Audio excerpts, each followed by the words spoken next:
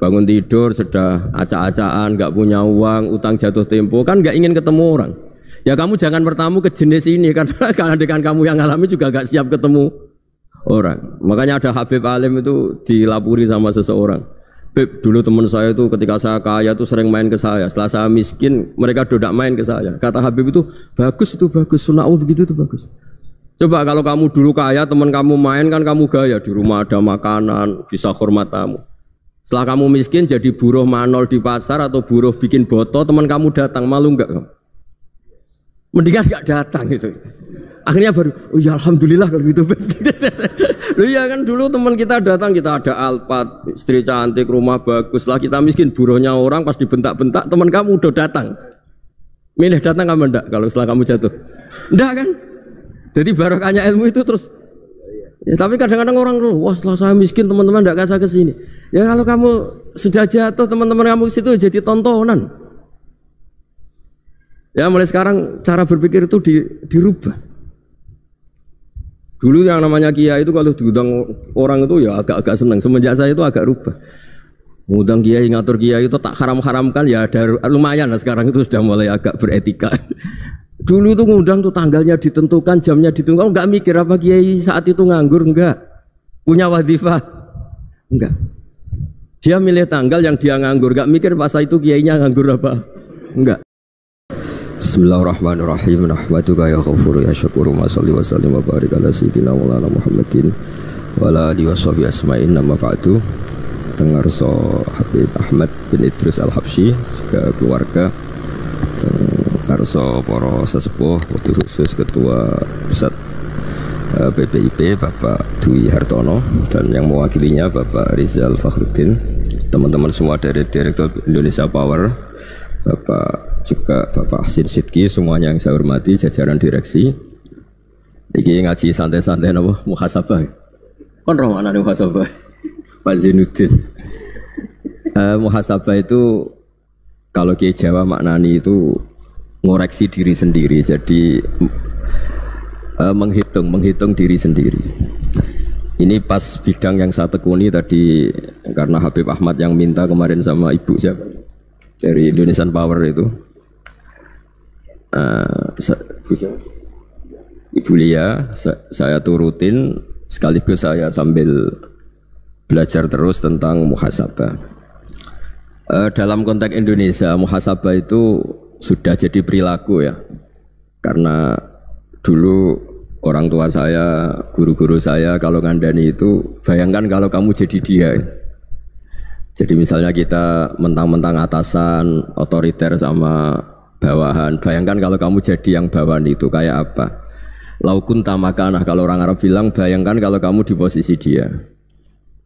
Makanya guyonannya orang-orang Indonesia itu kan orang ngaramkan judi gitu, bareng dikasih tahu. Tapi yang menang anak jenengan, alhamdulillah.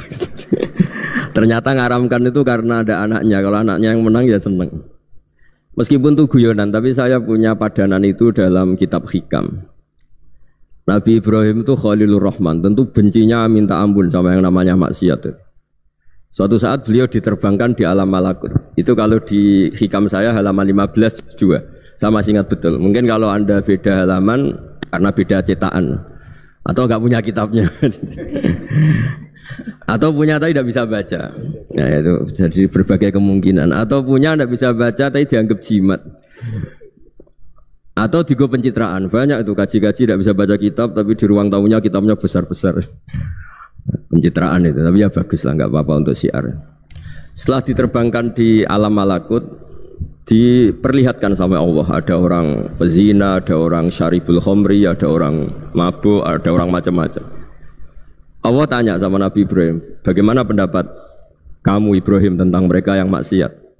Kata Nabi Ibrahim, ya Allah habisi saja mereka hidup di bumi engkau, makan rezeki engkau, kemudian mereka tidak taat sama engkau. Singkat cerita di fase itu, saya ulang lagi di fase itu, Allah nurutin. Sampai sekian peristiwa, mungkin 3 atau 4. Sudah, setelah sekian tahun Nabi Ibrahim lupa peristiwa itu, kemudian beliau diminta menyembelih anaknya. Ini versi kitab Hikam. Memang versinya banyak tentang kenapa Nabi Ibrahim disuruh menyembelih anaknya. Ketika mau menyembelih anaknya, Nabi Ibrahim ragu. Huwa samratu fuadi, anak saya ini buah hati saya, kenapa engkau suruh menyembelih? Terus kata Allah, apa kamu tidak ingat ketika kamu saya angkat di alam malakut, kemudian kamu usul bunuh-bunuh, saya tidak mempertimbangkan usul Anda, tapi kenapa sekarang saya merintahkan kamu mikir gitu. Terus ya karena ini anak saya ya Allah. Terus kata Allah, rumang samu wong sumpukon mata ini gak gawean kau sing gawe kowe enak wae usul mata ini. Jadi saya yang bikin kemudian Anda enak aja usul membunuh. Semenjak itu Nabi Ibrahim itu di eranya itu asfaqun nas, orang paling sayang sama manusia. Karena kadang kita keras itu ya kebetulan itu udah anak kita, ada keluarga kita. Cara orang Jawa itu kan gitu ya, kalau ada perempuan terus macak yang macam-macam pakai sepeda motor cowok terus wah itu luput suwo, semoga-moga gini. Tapi setelah dikasih tahu, niku ponakane jenengan, semoga-moga selamat. Jadi jangan-jangan kemarin ahli ma'asi itu kebetulan itu tidak keluarga kita. Kalau keluarga kita yang pernah salah pada kita, semangat kita mintakan maaf. Jangan-jangan kita didikte hukum sosial gitu. Jadi orang yang salah kebetulan tuh orang yang menservis kita atau keluarga kita atau orang dekat kita. Jangan-jangan semangat kita mintakan ampun. Tapi kalau sama orang lain kebetulan musuh kita semangatnya minta itu kena azab. Nah ini yang nggak boleh dalam Islam. Islam mengajarkan niru Rasulullah SAW, Nabi itu rahmatal lil alamin. Bahkan kemarin saya ngaji virtual sama beberapa habaib, ada Habib Ali Al-Jufri dari Mesir, ya. Ada Habib Alwi dari Kuitang, ada Habib Nabil Al-Musawa. Dari sekian habaib itu saya masih ingat diantaranya yang didawuhkan rahmatan lil alamin itu ketika Nabi adahu kaumuh, disakiti oleh kaumnya, dan itu mereka masih kafir semua. Itu mereka dapat doanya Nabi Allah mahdi qaumi fa innahum la ya'lamun. Kayak apa baiknya Nabi, orang yang menyakiti, yang melukai, tapi Nabi masih berdoa mahdi qaumi fa innahum la ya'lamun. Sayyidina Umar dapat doanya Nabi itu yakhina kana kafiran, ketika masih kafir didoakan. Allahumma aizzal Islam bi Umar. Itu ketika masih kafir. Itu pelajaran bagi kita bahwa yang sedang tidak cocok pun itu berdapat doa kita. Ya doa supaya kondisi kita baik, hari tambah baik. Karena agama ini saya berkali-kali bilang limangka nayarjuwa hawal yawmal akhir. Agama ini diperuntukkan bagi yang selalu punya harapan pada Allah Subhanahu wa taala. Saya cerita muhasabah ini tentang hubungan kita dengan Allah. Di Indonesia itu banyak orang fasik, banyak orang nakal. Ya di mana-mana orang nakal itu ya mayoritas, wa aksaruhum fasikun. Tapi berkahnya harapan. Mungkin saya kira nakal sok benda, mungkin saya kira sholat sok ben sholat, mungkin sekarang belum sakho, belum dermawan, suatu saat dermawan. Barokahnya itu kefasikan ini dianggap sementara, sedang fasik, sedang tidak benar. Karena kiai-kiai kita, para guru-guru kita, para habaib utamanya itu mesti bilang semoga husnul khotimah. Nah barokahnya doa itu semoga husnul khotimah itu menjadikan satu pola sosial. Yang sedang fasik ini masih diharapkan jadi lebih baik, jadi lebih sehingga kita tidak ngambil sikap ekstrim yang ingin menghabisi atau ingin mengadili, tidak, karena selalu kita punya harapan. Dan agama ini limangka narjuwa hawal yawmal akhir. Bayangkan itu kalau yang nakal itu anak kamu, pasti kamu nggak ingin kan langsung dapat azab, dapat apa. Padahal kita semua jadi tokoh ini abul kulli, bapak dari semuanya. Sehingga ketika Rasulullah SAW jalan-jalan kemudian melihat perempuan sedang menyalakan api. Kalau apinya mati ditiup, anaknya dijauhkan. Nanti kalau sudah jauh dari api anaknya digendong lagi. Terus kata Rasulullah matur ke semua sahabat, Aro'aitum anna hadih tarikhatan waladaha 'alan nar. Apa kamu berpendapat bahwa perempuan ini akan melemparkan anaknya ke neraka? Tidak ya Rasulullah. Tidak akan seorang ibu melemparkan anaknya ke api. Terus kata Rasulullah, Allahu arhamu min hadih biwaladiha. Allah lebih rahman, lebih rahim dibanding orang tua ini kepada anaknya. Ini yang harus kita kenalkan terus, kita kampanyakan terus, supaya orang hubungannya dengan Allah itu nyaman, asik. Sehingga dengan demikian selalu ada harapan bahwa yang sedang nakal ini suatu saat tobat. Kita tidak boleh menghukumi pasti begini, pasti gini, itu tidak wilayah kita. Itu juga yang dicontohkan Rasulullah SAW. Secara lahir Nabi itu nggak berkenan sama Wahsy, karena Wahsy itu salahnya salah fatal karena membunuh ahabban nasi ila Rasulillah, yaitu membunuh Said Hamzah. Jadi ketika Wahsy tobat, Nabi itu nerima tobatnya. Dan ketika beliau dengan basariyahnya agak siap ketemu Wahsy karena harus ingat Sayyid Hamzah, basariyahnya diturutin. Oke, kamu iman, saya turutin, tapi jangan sering ketemu saya. Karena kalau ketemu kamu, saya masih ingat sama paman saya, Sayyid Hamzah. Kita bisa ngelola seperti itu. Kita tidak cocok sama orang, bagaimanapun mereka umat Rasulullah SAW, kita tetap mencintai mereka. Misalnya kalau beda agama, mereka sama-sama orang Indonesia, kita mencintai mereka atas nama warga Indonesia. Tapi kalau misalnya potongannya ora cocok, beda kultur, bawaannya itu mangkelno cara Jawa, ya bisa diilmoni, jangan ketemu. Wong sudah tidak cocok, ingin ketemu nyari solusi. Roh ini tok seneng itu kan ya repot gitu. Ya sudah kalau nggak mati cocok ya jangan sering ketemu. Dan itu kita bisa memanage seperti itu tuh bisa. Saya berkali-kali cerita tentang Imam Syafi'i. Kalau dikasih tahu ya Imam Abu Abdillah, panggilannya Imam Syafi'i, tetangga anda ini ternyata banyak yang nggak senang anda. Jawabnya beliau senang. Ya bagus kalau nggak senang saya, ndak utang saya katanya. Jadi gara-gara saman seneng aku ngatur aku ini kan. Dan mungkin saman rasa seneng kan ya enak. Jadi hidup itu dianggap happy. Kalau seneng ya teman silaturahim, kalau nggak seneng ya nggak bakal utang gitu. Baru kayak seneng itu nggak ganggu. Gitu. Jadi dulu itu orang bisa ngelola seneng ndak seneng itu bisa. Karena ada kearifan hubungan dengan Allah Subhanahu wa ta'ala. Hidupnya selesai karena masyghul bi dzikrillah, mereka sibuk dengan Allah. Makanya kata ulama-ulama tasawuf, kamu jangan melihat manusia perilakunya, tapi kamu juga harus ingat yang gerakkan semua itu Allah Subhanahu wa ta'ala. Dengan demikian kita farah, kita senang. Makanya Nabi kalau ngutus Anas bin Malik kemudian enggak kesampaian yang diinginkan karena Anas main, ketika garwa-garwani Nabi agak tersinggung, Nabi andaikan Allah menghendaki yang saya inginkan kesampaian, pasti itu kesampaian. Jadi dianggap kegagalan Anas gak manggil yang dituju Nabi itu ya kersane Allah, ya enteng saja. Sayyidina Ali lebih parah lagi yang dialamin. Itu dalam beliau kalau dipanggil tuh gak cepet-cepet ke sana. Ketika ditanya, kenapa kamu tak panggil gak cepet ke saya? Amin tu ukubatak. Karena aku tahu kau orang baik. Orang baik itu pemaaf. Jadi makanya orang-orang soleh dulu itu bodoh itu. Makanya sekarang kalau ada orang bodoh itu mesti dibidik orang soleh. Kalau orang-orang soleh itu kakean husnudzon akhirnya sering dibodohin.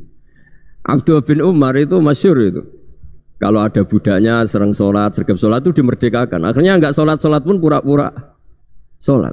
Akhirnya juga dimerdekakan. Ketika ditanya kenapa engkau merdekakan? Padahal mereka sholatnya menipu engkau, kata pembisik-pembisik itu. Man khoda'ana lillah in khoda'na lah. Dia nipu atas nama Allah, berarti saat tertipu juga atas nama Allah, enggak masalah dong, semuanya demi Allah Subhanahu wa ta'ala. Jadi ketika kita ketemu mensifati Allah Ta'ala itu ghafir, Allah pemaaf.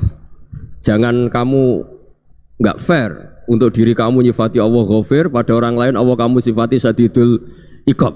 Jadi Allah kamu atur, kayak MC tadi ngatur saya. Jadi Allah itu apa? Kalau pada saya ghafir, kalau pada musuh saya syadidul iqam. Itu tidak fair. Kalau anda punya harapan kepada Allah karena Allah Rahman Rahim, Allah Ghafir, sebenarnya Allah pada musuh kita ya bisa saja Allah Ghafir, bisa saja Allah Rahman Rahim. Sehingga kita melihat orang lain yang kita tidak cocok itu ya enteng saja. Itu min ummati Rasulillah sing tanaluhu syafa'atu, tanaluhu sa'atu rahmati, tanaluhu fair. Jangan dengan kita kayak mesti dapat rahmat, jangan orang lain kayak Allah pasti syadidul iqam, itu tidak boleh. Sehingga ketika ada orang Badui, singkat cerita orang Badui ini kencing di masjid, semua sahabat membentak dia. Yang enggak bentak hanya Nabi tok. Saking mangkalnya orang ini karena semua sahabat bentak kecuali Nabi. Setelah dibenarin Nabi, terus Nabi nyuruh sabbu ali dhanuban min ma'in. Setelah disucikan masjid itu, dia berdoa keras sekali. Allahumma arhamni wa Muhammadan wa la tarham ma'ana ahadan. Ya Allah, yang berhak dapat rahmatmu hanya saya dan Nabi Muhammad, yang lainnya jangan. Karena yang lainnya tuh jengkelin, gitu aja saya salah dimarah-marahin gitu. Jadi kalau kamu doa terbatas ya kayak orang Bedui ini, kayak orang Arabi. Apa kata Nabi? Laqad tahajjarta wasi'an. Allah yang rahmatnya luas menjadi kamu sempitkan. Karena kamu mau atur Allah hanya Rahman pada Indonesian Power, pada NU, pada kita, yang orang lain enggak perlu dapat. Itu kan kasihan Islam, karena Islam terus enggak dimiliki semua orang.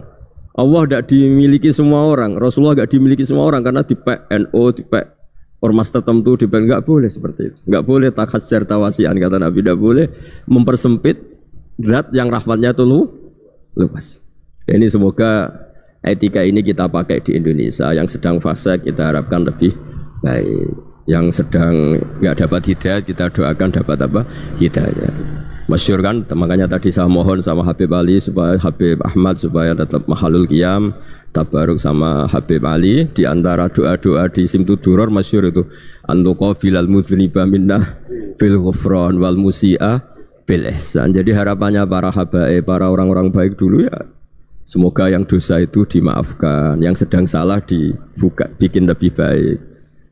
Nabi itu tugasnya juga gitu. Wastaghfir li dzambika walil mu'minina wal mu'minat. Nabi itu tugasnya juga memintakan ampun yang sedang salah. Nah ini cobalah jadi etika kita, muhasabah kita. Jadi muhasabah itu cara berpikir kita set, kita pikir ulang. Ternyata semangatnya seorang nabi itu wastaghfir li dzambika walil mu'minun. Semangatnya itu memintakan ampun. Orang ahli tafsir tahu semua kalau nabi itu tidak mungkin dosa. Jadi itu khitabun lin nabi wa urida bihi ummatu, itu khitab nabi, tapi yang dimaksud itu umatnya, karena nabi tidak akan mengalami dzambun, tidak akan mengalami dosa. Sekarang enggak, kadang-kadang kita ini kalau orang lain salah itu semangat. Kalau di perusahaan ada teman salah, apalagi pimpinan salah itu seneng, barokahnya salah bisa ganti kan gitu. Jadi kalau mungkin di dunia tokoh juga gitu, barokahnya ada tokoh salah, kita yang jadi populer sendiri, tidak boleh seperti itu. Kita harus salimus sodri di jami'il muslimin. Jadi ini harus dilatih. Saya tadi matur sama Habib Ahmad, latihan kita jadi hidup. Nabi itu kalau resep jadi wali itu kata Nabi gampang. Kata Nabi, kalau kamu ingin disenangin Allah, ya sudah. Kalau kamu asbahta wa amseta gini-gini, perasaan kamu kata Nabi jangan punya perasaan ghil sama orang muslimin. Itu sudah wadzalika min sunnati. Makanya Nabi ngendikan la yablughni ahadun an ahadin syai'an. Ada yang baca la yuballighni ahadun an ahadin syai'an. Seseorang jangan melaporkan ke saya tentang salahnya yang lain. Fa inni akhruju ilaikum wa ana salimus sadri, karena saya ingin ketemu sampean semua dalam keadaan salimus sadri, tidak punya perasaan apa-apa. Karena kalau nurutin membisik, nurutin informasi itu ya repot, karena orang pasti sepihak. Ada kiai yang top datang ke kampung-kampung ning desa-desa, kata yang seneng itu punya akhlak. Wah itu bagus orang besar datang ke kampung-kampung. Kata yang enggak seneng, oh itu jobnya kiai kecil kok diambil, itu kan ya kasihan itu kan sudut pandang. Makanya saya sering bilang akal kita ini cukup untuk mentasdik Rasulullah Shallallahu Alaihi Wasallam. Meskipun perasaan kita kadang orang Jawa itu beda. Saya berkali-kali bilang sama peneliti dari Jogja, kenapa sih Gus para nabi itu kok poligami istrinya banyak? Nabi Dawud katanya itu berapa? Nabi Sulaiman malah jumlahnya agak terbatas. Nabi Muhammad itu paling sedikit. Saya tanya gini, perempuan itu orang lemah, jadi kalau nolong orang satu gimana baik, kalau nolong orang dua ya lebih baik, ya sudah kira-kira seperti itu. Paling tidak akal kita masih tahu kalau orang baik itu kan mesti baik, nolong orang satu baik, nolong orang dua ya lebih baik, nolong orang tiga lebih baik. Tapi kalau kamu orang nggak baik, satu saja kamu terlantarin, kamu miskinkan, kamu ya tinggal diukur kan. Kalau orang baik nambah baik, tapi kalau orang buruk tambah buruk. Nah itu akal kita bisa menganalisis kenapa sih nikah itu ada yang poligami, ada yang enggak. Ya sudah, ukur saja diri kamu. Misalnya kayak saya elek keriting, rabi terus, memperbanyak wong elek, orang perilaku netok, raine dadi elek kabeh gitu. Tapi nak kowe ku ganteng, alim, ganteng, sugih, anake ganteng-ganteng, berhubung kowe saleh ahli swarga kabeh, mertua yo bangga karena karir kamu meyakinkan. Ini mertua kamu aja enggak bangga mau nambah.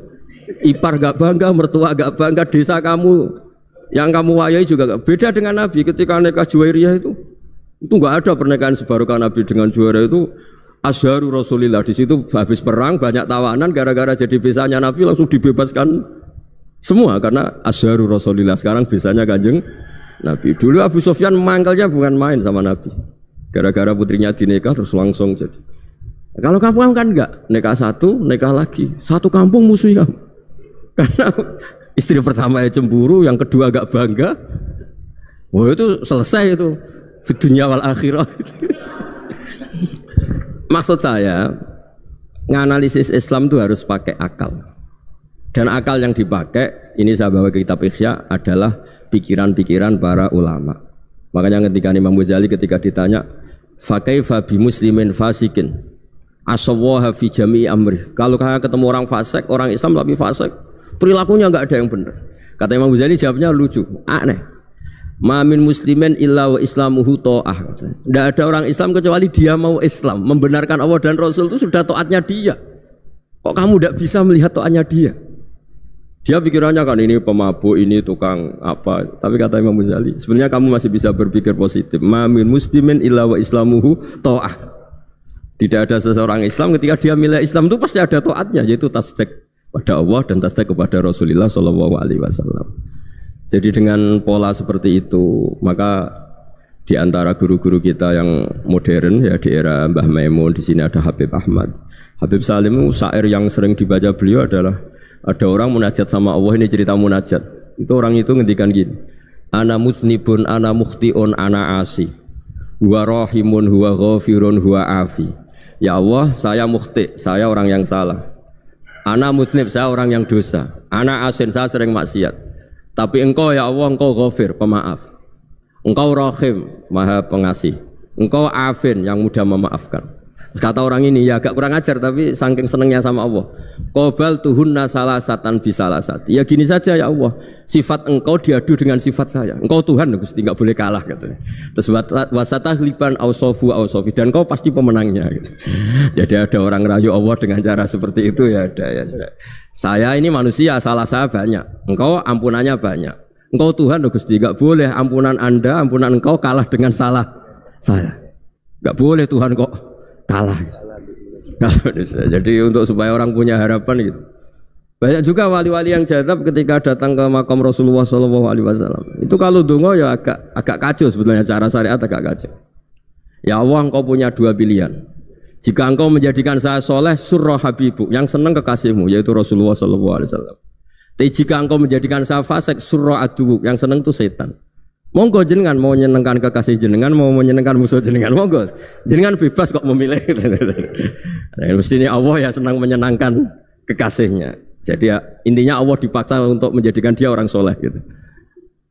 Jadi ya, kemarin itu Pak Bu siapa yang kesini itu, yang sama jenengan kuliah kesini itu sama Habib Ahmad. Saya pertama enggak mau, lama-lama Habib Ahmad ini gimana Gus, orang taunya saya dekat jenengan, kalau enggak kasil saya waduh ini kayak doanya wali yang tadi.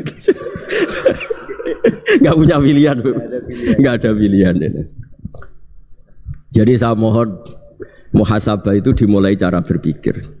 Makanya di sini sebetulnya tag ini supaya dapat barokahnya Ihya, ini kitab yang disenangi para habaib, para ulama.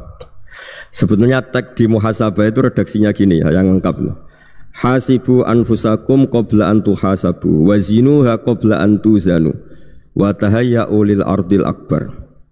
Jadi ada kata wazinu, jadi ukur. Perilaku Anda ini diukur, ditakar. Misalnya kita sebagai suami kan ya punya hal-hal yang kita tidak ideal. Cara wong Jawa mesti pesek. Cara rezeki ya pas-pasan itu. Dan kita juga kalau makanya enggak boleh tanya istri begini, apa saya cinta pertama Anda? Pasti Anda kecewa. Orang jadi istri hanya korban terakhir itu. Sudah. Karena orang kalau ngelamar kemana-mana enggak jadi istri itu pasti korban terakhir itu. Jarang istri pilihan pertama, jarang. Ayo semua yang nikah. Rata-rata itu pilihan Anda pertama Pak, dari sekian ditolak di mana-mana terus. Ya perempuan terakhir. Kamu juga korban terakhir gitu. Itu wali-wali dulu kalau ngandani kita itu sederhana. Antal ini masyhur diceritakan Habib Zain bin Semit dalam kitab Al-Manhajus Sawi. Anta lam tajid min nafsika kullama turid. Fa kaifa turidu min ghairika kullama turid. Kamu yang ingin ideal saja kamu tidak menemukan pada diri kamu untuk menjadi ideal. Kamu kan ingin ganteng, ingin punya uang banyak, ingin perilaku Anda sempurna. Anda saja yang punya keinginan tidak bisa mewujudkan keinginan Anda sendiri. Fa kaifa turidu min ghairika ma turid.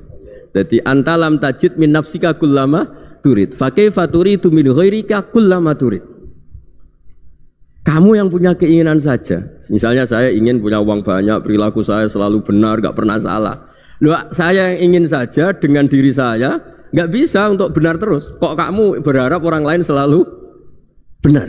Jadi anta lam tajid ya sama.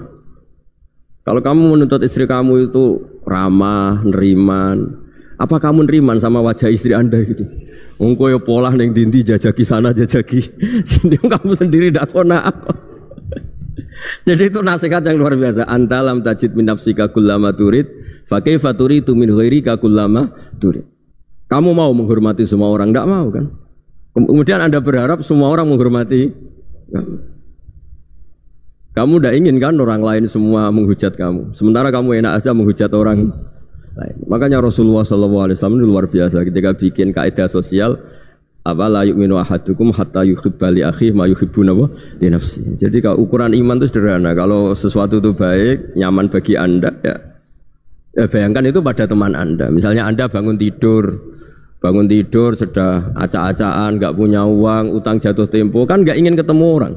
Ya kamu jangan bertamu ke jenis ini karena dengan kamu yang alami juga gak siap ketemu orang. Makanya ada Habib Alim itu dilapuri sama seseorang.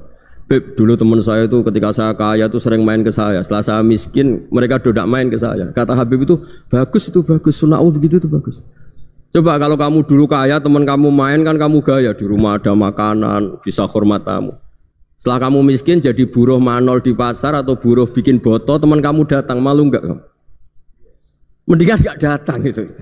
Akhirnya baru, oh ya alhamdulillah kalau gitu. Loh ya kan dulu teman kita datang, kita ada Alphard, istri cantik, rumah bagus. Setelah kita miskin, buruhnya orang pas dibentak-bentak, teman kamu udah datang. Milih datang apa enggak kalau setelah kamu jatuh? Enggak kan? Jadi barokahnya ilmu itu terus. Ya, tapi kadang-kadang orang tuh, wah setelah saya miskin teman-teman enggak kasih ke sini. Ya kalau kamu sudah jatuh, teman-teman kamu ke situ jadi tontonan. Ya mulai sekarang cara berpikir itu dirubah. Dulu yang namanya kiai itu kalau diundang orang itu ya agak-agak senang. Semenjak saya itu agak rubah. Mengundang kiai, ngatur kiai itu tak haram-haramkan ya ada lumayan lah sekarang itu sudah mulai agak beretika. Dulu itu ngundang tuh tanggalnya ditentukan, jamnya ditentukan. Enggak mikir apa kiai saat itu nganggur, enggak. Punya wadifah, enggak. Dia milih tanggal yang dia nganggur, enggak mikir pas itu kiainya nganggur apa, enggak. Ya saya hanya cerita aja, kamu tersinggung ya monggo, boten ya monggo itu kan. Jadi saya mohonlah supaya tadi saya juga matur ke Habib Ahmad. Jadi untuk orang merasa ikut sunnah Rasul itu gampang sekali kata Sayyid Muhammad. Dulu Nabi berpakaian ala daerahnya. Kalau mikot ya pakai mikotu baladi. Karena Nabi orang Madinah dan beliau berdomisili di Madinah ya misalnya mikotnya dari Bir Ali misalnya. Tapi kalau Anda orang kawasan Tanim mau umrah ya dari Tanim. Misalnya kawasan Jirona ya dari Jirona. Artinya apa? Kamu ngambil mikot karena Nabi mikot misalnya dari Bir Ali, bukan berarti kamu harus seperti Nabi di Bir Ali. Kamu orang Mekah, misalnya kamu orang Tanim, orang ya harus dari mikot itu apa? Baladi.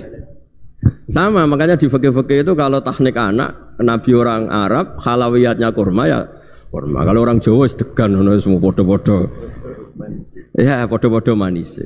Jadi ini tabaruk sama Sayyid Muhammad, ini ada murid beliau Habib Ahmad, saya baca supaya orang itu merasa ikut Nabi itu gampang sekali.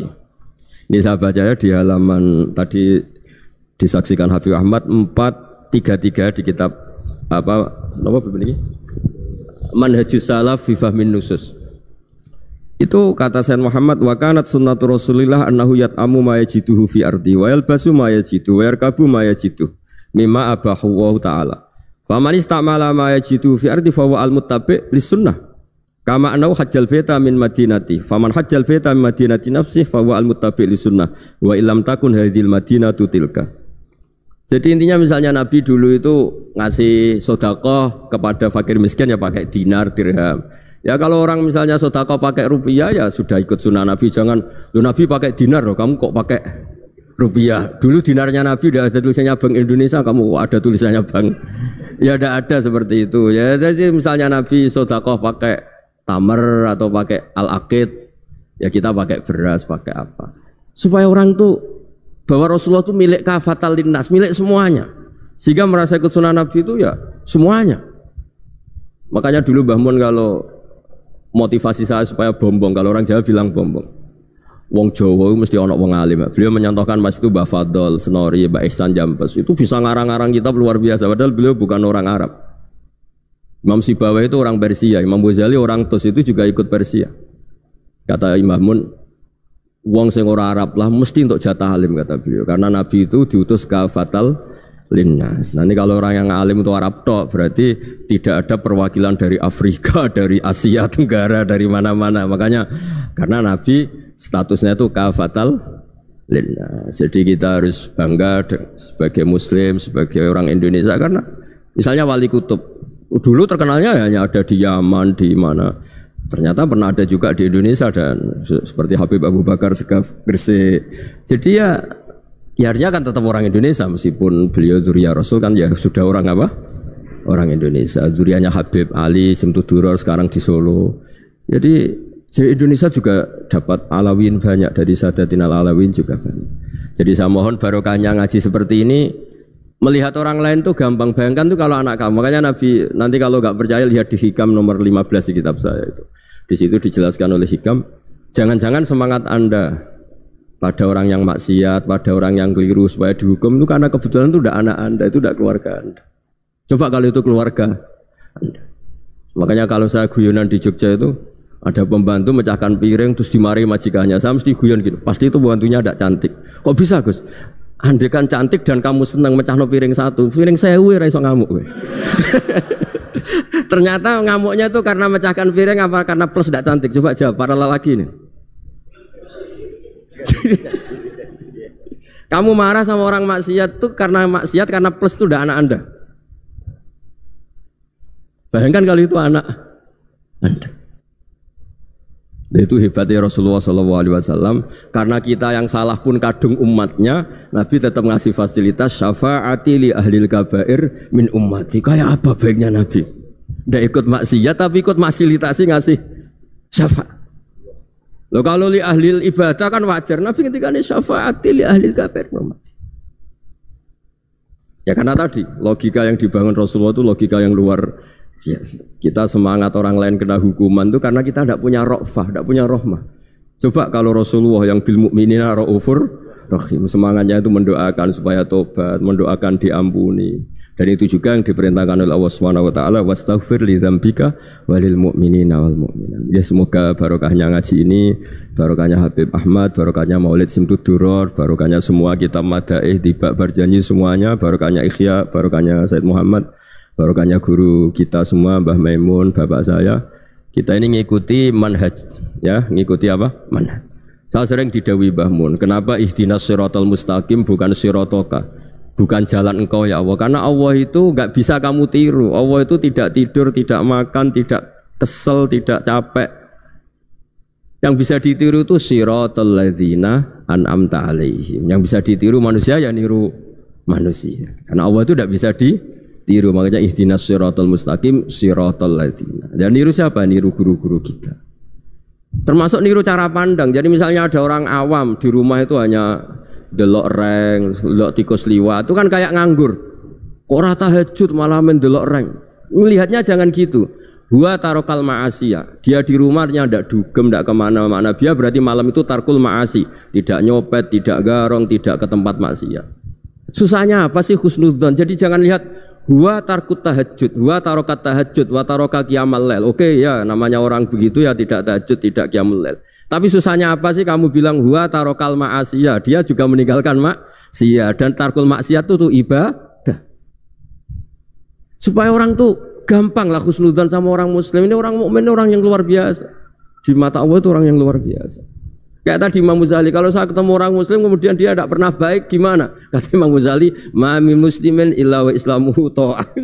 Tidak ada orang Islam ketika dia mentasdikkan Allah dan Rasulullah, berarti dia juga punya taat.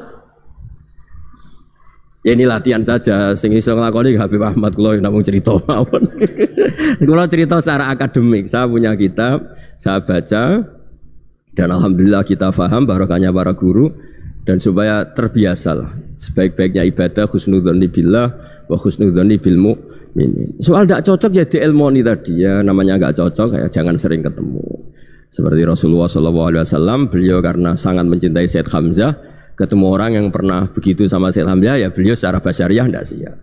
Tapi beliau secara cara bahasa sekarang secara profesional, kalau beliau seorang nabi dan harus menerima tobatnya siapapun ya diterima. Saya meskipun dengan A, B gak cocok karena dia begini-begini sama saya, tapi saya ingat dia sholat, dia baca sholawat, dia mencintai Rasulullah. Ya kita hormat. Ya soal tidak cocok ya di manage tadi ya. Zurhiban tasdadhuban, kalau tidak pati cocok ya jangan sering ketemu bawaannya enak nanti. jadi ya semuanya itu diilmoni lah. Makanya ngendikane Ma'ruf Al-Qurhi ada yang baca Al-Kharqi, mangqala fil yaumi salasa marrat aw marham umat Muhammad kutiba minal abdal. Karena semangat mencintai siapapun satu hari sering baca marham umat Muhammad, wa ma asli umat Muhammad, wa ma tajawaz an umati Muhammad, itu mesti kutiba minal abdal. Dia pasti termasuk wali abdal. Maksudnya semangat mencintai ya dilatih lah. Misalnya Indonesia Power atau PLN, andai kan tidak ada PLN tuh kayak apa? Orang nggak bisa ngaji, tidak bisa aktivitas, ya barokahnya ada PLN, barokahnya jasanya. Kita sadar, tidak semua kebaikan kita ini memenuhi keinginan orang banyak. Gitu. Orang banyak ingin listrik, ingin saluran apa, dan itu kadang yang mewujudkan orang lain atau kelompok lain. Ya karena itu manfaat ke orang lain ya kita doakan. Karena khairunas anfa'uhum linnas, sehingga kita terbiasalah ngakui orang lain. Seperti semangatnya Rasulullah SAW, semuanya itu didoakan, semuanya diinginkan kebaikannya. Bahkan Nabi gak putus asa sampai di akhirat. Ketika Nabi lain sudah putus asa karena sudah akhirat, sampai dimintai syafaat semuanya bilang nafsi, nafsi.